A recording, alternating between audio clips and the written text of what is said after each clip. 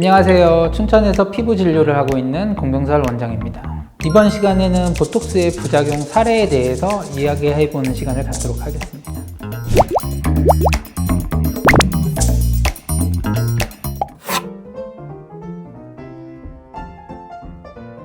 보톡스는 보툴린 톡신이라는 성분이고요. 우리가 신경 독소로 알고 있는 뉴로톡신이에요. 근데 이거를 우리가 사람한테 주입을 하기 위해서 대량화 시켜가지고 공장에서 만들어진 인위적인 신경 독소인 거죠. 이것을 근육층이나 이런 데서 주입하면 신경 전달 물질을 차단을 통해서 근육 사용량을 줄여서 근육을 퇴화시키는 원리라고 보시면 됩니다.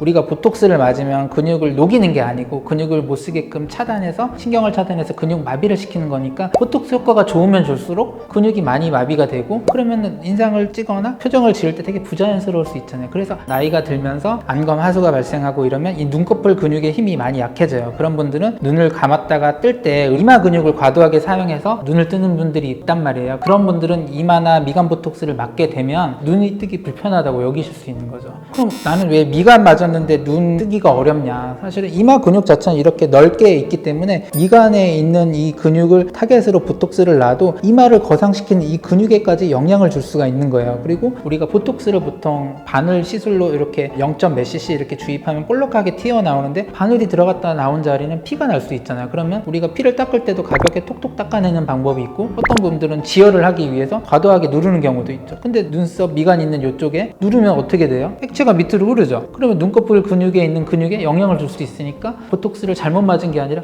지혈하는 과정에서 주의사항 같은 걸 모르거나 아니면 환자한테 설명을 안 해서 환자분이 집에 가서 눌러가지고 흘러내릴 수가 있다는 거죠. 보톡스는 또 여러 가지 문제들이 있을 수 있는데요. 사각턱 보톡스를 맞았는데 입이 돌아갔어요. 그거 왜 그러냐면 우리 얼굴에서는 이쪽에서 이제 얼굴 신경이 내려와서 이렇게 분지하고요. 가끔은 이쪽으로 내려와서 이쪽으로도 분지를 해요. 근데 이제 얼굴 근육에서 여기는 입꼬리를 이렇게 실룩실룩 올리는 근육이 있고요. 여기는 입꼬리를 이렇게 내려주는 근육이 있어요. 그래서 얼굴 전체 스킨 보톡스를 했는데 여기는 깊은 층에다가 여러 방 찔렀고 여기는 멀리 찔러서 근육에 영향이 없어요. 그러면 얘는 실룩실룩이 안 되고 얘는 입이 돌아가 보일 수 있는 거죠. 그리고 입꼬리 내려주는 근육도 우리가 원해서 입꼬리 내려주는 근육에 보톡스를 맞아서 입꼬리를 올려주면 입꼬리 보톡스로 돈을 내고 맞는 건데 스킨 보톡스를 할 때 이쪽에다가 보톡스를 잘못 놔가지고 입꼬리 내려주는 근육에 신경에다 영향을 주면 근육을 못 당겨서 올라가고 여기는 여전히 당기면 입꼬리가 돌아가거나 입이 비대칭이 될 수 있는 거예요. 그래서 이거는 고객님이 의도치 않았는데 생기는 부작용이잖아요. 그래서 병원으로 내원하셔서 어디에 근육이 마비가 됐는지에 따라서 마비된 근육은 여기다 그러면 여기에다 보톡스를 일부러 맞아서 두 곳을 다 마비시키면 입꼬리가 살짝 올라가면서 대칭이 교정이 되잖아요. 근데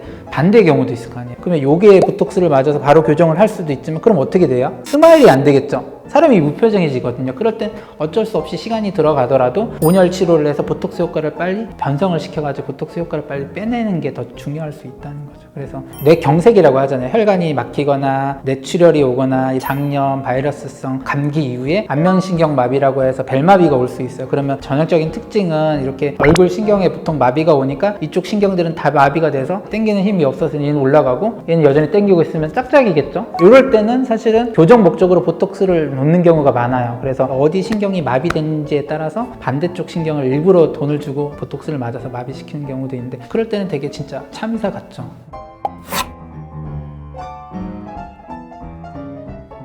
그런 부작용이 생겼을 때는 반드시 병원에 와서 의료진과 면담을 통해서 즉각적으로 개선시킬 게 있는지 아니면 시간이 지나면서 좋아지는 게 있는지를 잘 따져서 진료를 받으시는 게 중요하죠. 그럼 이런 문제가 생겼을 때 많은 병원들에서 어떻게 대처하냐? 보톡스는 단백질이고 효소예요. 그래서 열을 가해서 변성시키면 효소로서의 작용을 못 하거든요. 그래서 보톡스 맞고 불편하다 그러면 보통 열을 가해서 온열 치료를 하게 되면은 보톡스가 열 변성이 되면서 효과가 생각보다 빨리 빠져요. 근데 그럼에도 불구하고 보톡스 효과가 2, 3일 만에 갑자기 빵이 되진 않잖아요. 그럴 때는 가볍게 아이오피딘이라고 하는 점안액을 가지고 아침 저녁으로 점안하면 눈꺼풀에 있는 교감신경을 활성화시키면서 눈꺼풀 근육의 힘이 세지거든요. 그럼 눈꺼풀 근육이 발달을 하겠죠. 그래서 온열 치료를 하는 것보다 이렇게 안역 처방하는 게 불편감을 더 빨리 개선을 시킬 수 있는데 이런 거는 되게 적극적으로 알았으면 좋겠다고 생각을 합니다.